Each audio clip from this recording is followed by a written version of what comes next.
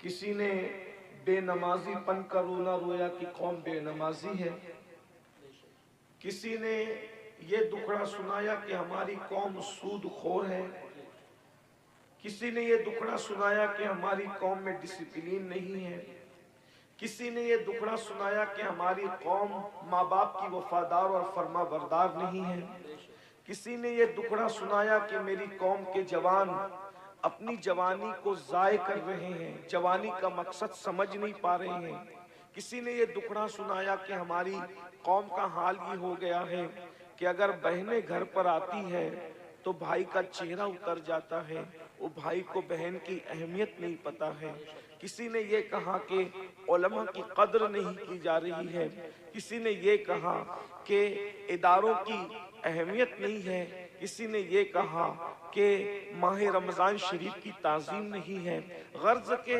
سب نے اپنے اپنے طور پر جو مشاہدہ کیا وہ دکھڑا آپ کے سامنے پیش کیا، اور ہم بھی وہی دکھڑا لے کر کے آئے ہیں۔ لیکن ایک سوال پیدا ہوتا ہے، ایک سوال پیدا ہوتا ہے کہ یہ بتائیں کہ یہ سارے گناہوں کی جڑ کیا ہے؟ اتنے سارے یہ جو جرائم ہے، بے نمازی پن لے لیں، بدکاری لے لیں، اسی طریقے سے دین سے دوری لے لیں، ماں باپ کی نافرمانی لے لیں، بے پردگی لے لیں خواتین کے اندر، اسی طرح عورتوں کا گھروں کو چھوڑ کر کے بیوٹی پارلروں تک جانا، عورتوں کا میک اپ کے نام پر غیروں کے سامنے بیٹھ کر اپنے ہاتھوں کی ہتھیلیاں ان کے زانوؤں پہ رکھ کر کے مہندی لگانا، یہ سارے جرائم کی اصل جڑ کیا ہے؟ تو مجھے جو سب کچھ سمجھ میں آتا ہے مختصر میں وہ یہ کہ ہماری قوم کے پاس جو علم ہونا چاہیے، جو ایجوکیشن ہونا چاہیے، جو معلومات ہونی چاہیے، وہ ان کے پاس نہیں ہے۔ ہماری قوم بے راروی کا جو شکار ہے اس کی سب سے بڑی وجہ یہ ہے کہ ان کے پاس علم نہیں ہے، ان کے پاس تعلیم نہیں ہے۔ یاد رکھیے ساری برائیوں کی جڑ علم کا نہ ہونا ہے، تعلیم کا نہ ہونا ہے۔ جب بھی کسی قوم کے پاس علم نہیں ہوتا تو وہ قوم بے راروی کا شکار ہوتی ہے۔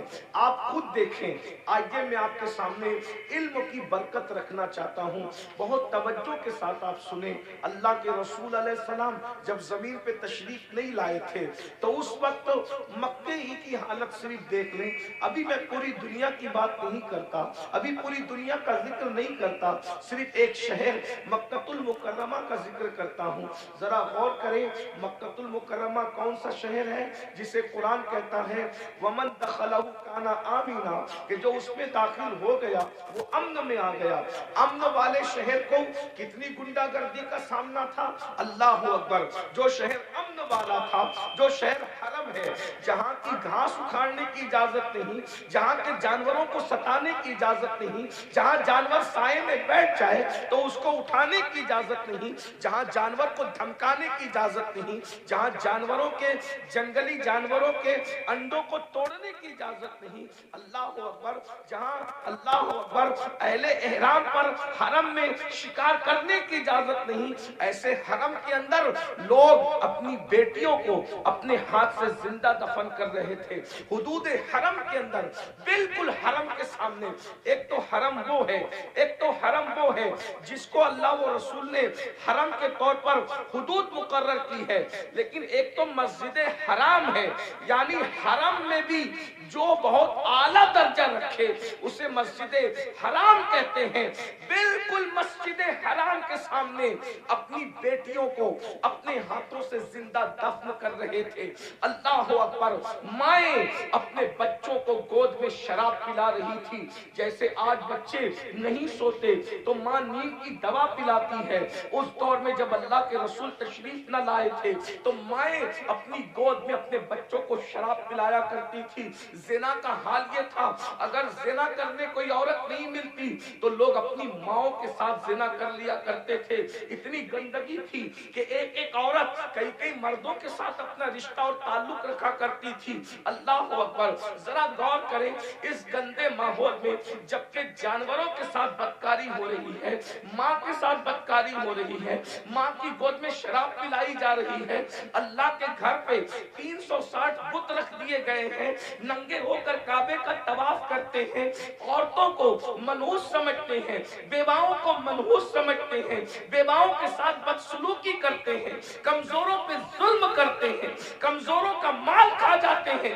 جب اللہ کے رسول تشریف لائے, اللہ کے رسول علیہ السلام نے اتنا گندا ماحول دیکھا تو ماحول دیکھنے کے بعد حضور علیہ السلام نے ان کے سامنے نماز کی بات نہیں کی. ذرا میں توجہ چاہتا ہوں آپ سب کی, اہل منبر کی بھی توجہ چاہتا ہوں. ذرا غور کریں ماحول کتنا بگڑا ہوا تھا. حضور علیہ السلام نے پہلے دن نماز کی بات نہیں کی, پہلے دن روزے کی بات نہیں کی, پہلے دن حج کی بات نہیں کی, پہلے دن زکات کی بات نہیں کی, پہلے دن صدقے کی بات نہیں کی.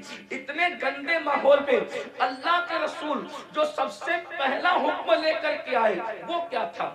اتنے گندے ماحول میں سب سے پہلا جو حکم لائے وہ کیا تھا؟ تو قرآن کہتا ہے اقرا بسم ربک الذی خلق خلق الانسان من علق. اللہ اکبر. اندازہ فرمائے اس گندے ماحول کے اندر حضور سب سے پہلے علم کی بات لے کر آئے. پڑھو لکھو, پڑھو لکھو, کیونکہ حضور جانتے تھے جس دن ان کو پڑھنا لکھنا آ گیا اس دن ان کی زندگی بدل جائے گی. اور اللہ کے رسول علیہ السلام اللہ کی کتاب لے کر کے آئے. اللہ کے رسول ہمارے نبی کتاب لے کر آئے. ہمارے نبی صاحب کتاب نبی ہے, صاحب کتاب پیغمبر ہے, صاحب کتاب رسول ہے. اور کون سی کتاب لائے؟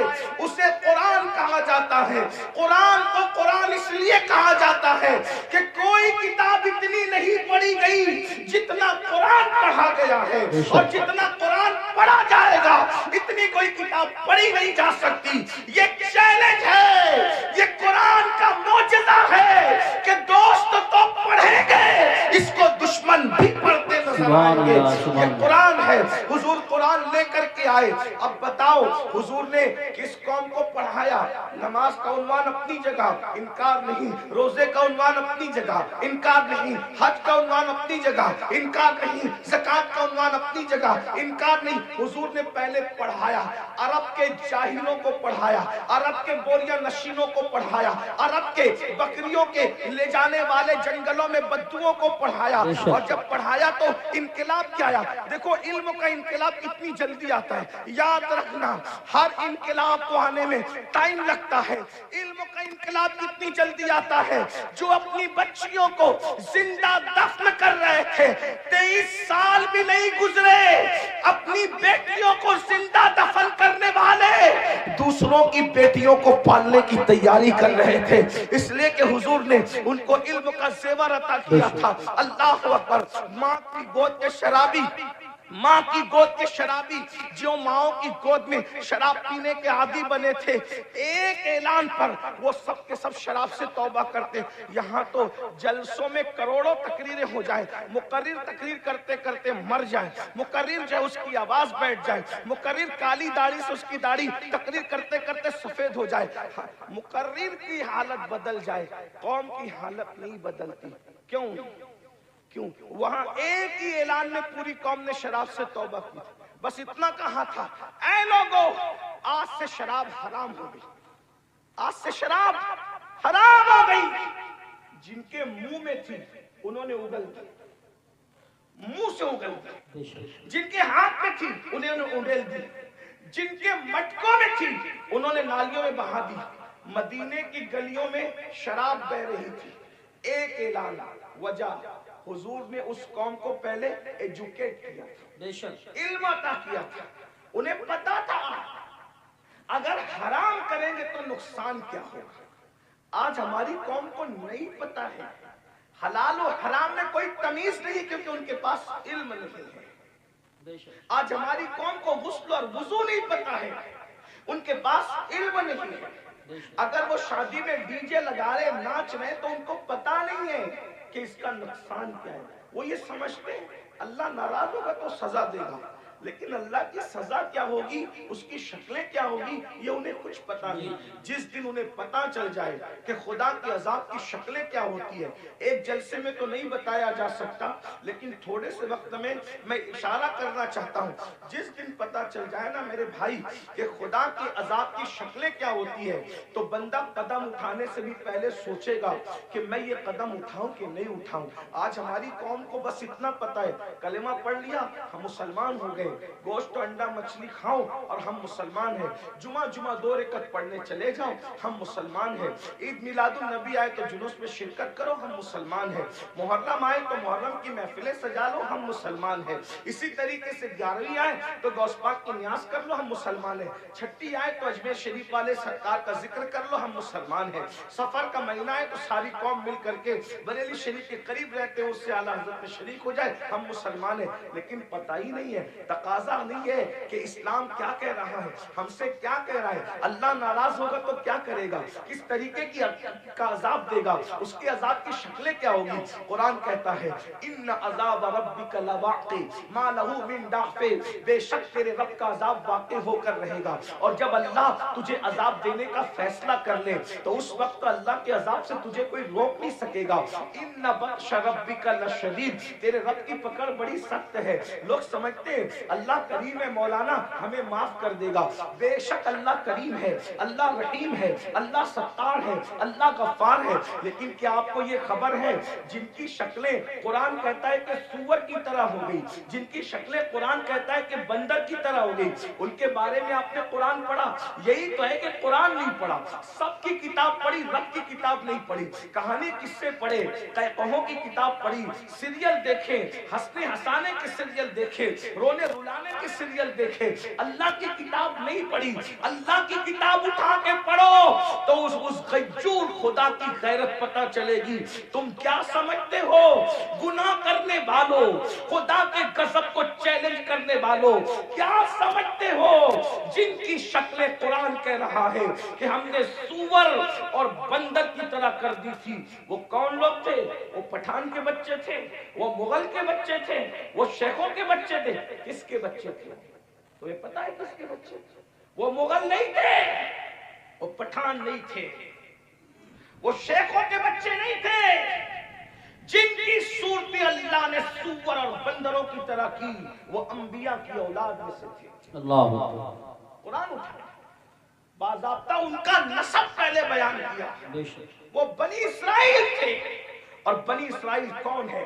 اسرائیل حضرت یعقوب کا لقب ہے، اور بنی اسرائیل مطلب اولاد یعقوب، اولاد یعقوب، اللہ اکبر۔ اور اولاد یعقوب کا مطلب کیا؟ یہ بنی اسرائیل، اور یعقوب علیہ السلام کا سلسلہ نسب کیا؟ یعقوب علیہ السلام کے ابا حضرت اسحاق علیہ السلام، اسحاق علیہ السلام کے ابا جان حضرت سیدنا ابراہیم علیہ السلام، یہ ہے ان کا سلسلہ نسب۔ لیکن اللہ، اب میں آپ سب کی توجہ چاہتا ہوں، اپنے بھائیوں کی بھی اور بہنوں کی بھی۔ میرے بھائیوں، جب نبی کی پیغمبروں کی اولاد گناہ کرے تو اللہ دنیا کے اندر ان کی شکل سور اور بندر کی طرح کر دے تو ہمارا کیا حال ہوگا، ہمارا کیا انجام ہوگا؟ آپ سوچتے ہیں لیکن اس دنیا میں تو کسی کی شکل سور اور بندر کی طرح نہیں ہوتی۔ میں نے کہا الحمدللہ بالکل نہیں ہوتی۔ اس کی وجہ یہ ہے کہ ان کو جو پیغمبر ملے تھے وہ اور تھے، اور ہمیں جو نبی ملا ہے وہ اور ہے۔ ہمارا نبی نبی الانبیاء ہے، ہمارے آقا سید الانبیاء ہے، ہمارے آقا محبوب خدا ہے۔ لیکن یاد رکھنا اس کا یہ مطلب نہیں کہ محبوب کی خاطر اگر دنیا میں شکلیں نہیں بگڑ رہی ہے تو قبر میں بھی نہیں بگڑے گی، ایسا نہیں ہے۔ قبر میں شکلیں بگڑے گی۔ اللہ کے رسول علیہ السلام نے فرمایا ہم نے شب معراج، آقا فرماتے ہم نے شب معراج جب جہنم کا مشاہدہ کیا تو ہم نے دیکھا کہ کچھ لوگوں کی شکل کتے کی طرح ہے، کچھ لوگوں کی شکل خنزیر کی طرح ہے، کچھ لوگوں کی شکل بندر کی طرح ہے۔ حضور فرماتے ہم نے شب معراج دیکھا، اللہ اکبر، اللہ سے ڈرتے کیوں نہیں، اللہ سے خوف کرتے کیوں نہیں؟ آئیے میں آپ کو بتاؤں، اللہ اکبر، آقا کریم رؤوف الرحیم صلی اللہ علیہ وآلہ وسلم ارشاد فرماتے ہیں کہ معراج کی شب ہم نے ایک منظر دیکھا۔ آقا فرماتے جنت کی سیر کی آقا نے اور جہنم کا مشاہدہ کیا۔ دیکھو یہ باتیں ہمیں نہیں پتا ہے، جس دن پتا چل جائے گی اس دن ہمیں احساس ہوگا، اور ہمیں یقین ہے ہماری قوم کو جب کوئی بات پتا چلتی ہے تو وہ اس پر عمل کرتے ہیں، کیونکہ اس پر قرآن کی نص موجود ہے، وَذَكِّرْ فَإِنَّ الذِّكْرَ تَنفَعُ الْمُؤْمِنِينَ، کہ مومنوں کو نصیحت کرو، کہ نصیحت مومنوں کو فائدہ دیتی ہے۔ یہ اتنے نوجوان داڑھی کیوں رکھ رہے ہیں؟ یہ کسی نہ کسی خطیب کی گفتگو کا اثر ہے۔ بہت سارے جوان نماز کیوں پڑھ رہے ہیں؟ ہم اللہ اکبر، بہت سارے علاقوں میں ہم لوگ گئے نہیں، بہت سارے دوسرے خطبہ نہیں گئے، لیکن کسی نے کہا ہمارے امام صاحب نے نماز پہ تقریر کی، ہم نمازی بن گئے، داڑھی پہ تقریر کی، ہم داڑھی رکھی، تو پتہ چلا یہ جلسے بالکل بھی لایانی نہیں ہے، غیر ضروری نہیں ہے۔ مومنین کو نصیحت فائدہ دیتی ہے، بس ناصح کی نیت صحیح ہونی چاہیے، اور سننے والوں کو بھی صحیح طور پر سننے کا شوق ہونا چاہیے۔ اب آئیے ذرا تھوڑا سا دل کے کانوں سے سن لے۔ آپ نے گزشتہ مہینے کے اخیر میں معراج مصطفیٰ تو سنا ہوگا، لیکن معراج کا ایک حصہ ذرا ہم سے بھی سن لے۔ اللہ اکبر، آقا کریم صلی اللہ علیہ وآلہ وسلم ارشاد فرماتے ہیں کہ معراج کی شب ہم نے کیا دیکھا؟ اللہ اکبر، جب جہنم کا مشاہدہ کیا، مشاہدے اور سیر میں فرق ہے، جنت کی سیر کی ہے، جہنم کا مشاہدہ کیا ہے۔ اللہ اکبر، تو فرماتے ہیں خون کا دریا تھا، پیپ کا دریا تھا، اور اس میں ایک بندہ تیر رہا تھا۔ خون اور پیپ کے کھولتے ہوئے دریا کے اندر کوئی تیر رہا ہو، تھوڑا توجہ کیجئے گا میرے پیارے آقا علیہ الصلوۃ والتسلیم کے پیارے دیوانوں، ذرا غور کیجئے گا۔ اگر اپنے آپ سے محبت ہے اور اپنے نبی کی باتوں پر یقین ہے تو یہ باتیں میری نہیں ہے، یہ باتیں مصطفیٰ جان رحمت صلی اللہ علیہ وآلہ وسلم کی ہے۔ ذرا غور کرو، ماں اور بہنوں کی بھی توجہ چاہتا ہوں، یاد رکھنا کسی کی بھی بات میں شک کرو گے تو کوئی نقصان نہیں ہوگا، لیکن اپنے نبی کی بات میں شک کرو گے تو ایمان بھی ہاتھ سے جا سکتا ہے۔ یہ تمہارے اور میرے نبی نے فرمایا، شب معراج جہنم کا مشاہدہ ہو رہا ہے، خون کا دریا ہے، پیپ کا دریا ہے، اور وہ کھولتا کھولتا خون ہے، کھولتا کھولتا پیپ ہے، اس میں ایک بندہ ڈبکیاں لے رہا ہے، ایک بندہ تیر رہا ہے۔ جیسے ہی وہ منہ باہر نکالتا ہے، جیسے ہی وہ سر باہر نکالتا ہے، اس کے منہ میں پتھر ڈالے جاتے ہیں، جہنم کی آگ کے بنے ہوئے پتھر اس کے منہ میں ڈالے جاتے ہیں، اور اس کا منہ پھر اسی دریا میں ڈوب جاتا ہے۔ اس پر یہ عذاب ہو رہا تھا، رحمت للعالمین سے دیکھا نہ گیا، حضور تڑپ گئے، حضور بے چین ہو گئے، حضور بے قرار ہو گئے، اور پوچھنے لگے جبریل یہ کون لوگ ہیں کہ خون اور پیپ کے دریا میں ڈبکیاں لیتے ہیں اور جب منہ باہر نکالتے ہیں تو پتھر، وہ بھی جہنم کی آگ کے پتھر، ان کے منہ میں ڈال کر ان کو ڈبا دیا جاتا ہے، یہ دردناک عذاب کیوں ہو رہا ہے؟ تو جبریل امین نے عرض کیا یا رسول اللہ، یہ آپ کی امت کے وہ لوگ ہیں جو دنیا میں سود کھایا کرتے تھے، یہ سود کا کاروبار کیا کرتے تھے، یہ سود کا دھندا کیا کرتے تھے۔ میں آپ سے پوچھنا چاہتا ہوں، دنیا ہی سب کچھ ہے؟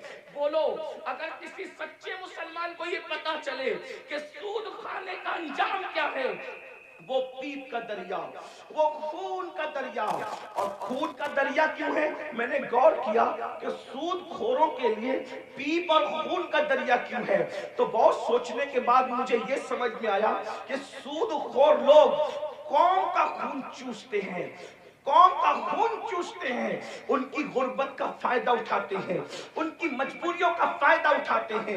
اس لیے دیکھو قدرت نے ان کو خون اور پیپ کے دریا کی سزا دی ہے۔ اب میں آپ سے پوچھنا چاہتا ہوں، اے سود کا دھندا کر کے، اے بیاج کا دھندا کر کے، اے انٹرسٹ کا دھندا کر کے مالدار بننے والوں، ذرا غور کیجئے، کتنا بھی مال کما لوگے، تھوڑا دھیان دینا میری بات پر، کتنا بھی بڑا محل ہو، تاج محل کی طرح بھی محل بنا لو، جب آخری میں ڈاکٹر کہے گا نا کہ یہ بہت بیمار ہے، اس کے بچنے کی امید نہیں ہے، تو آپ کے بچے، ہمارے بچے کیا کریں گے؟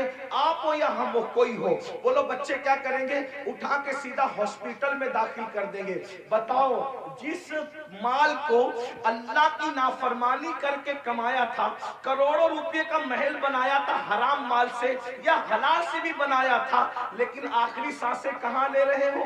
आखिरी सांसें कहाँ ले रहे हो? हॉस्पिटल की चार दीवारी में। यही है ना तुम्हारी दुनिया, जिस दुनिया की खातिर अल्लाह को नाराज किया, जिस दुनिया की खातिर खुदा को नाराज किया। आखिरी एंड क्या है? आखिरी अंजाम क्या है?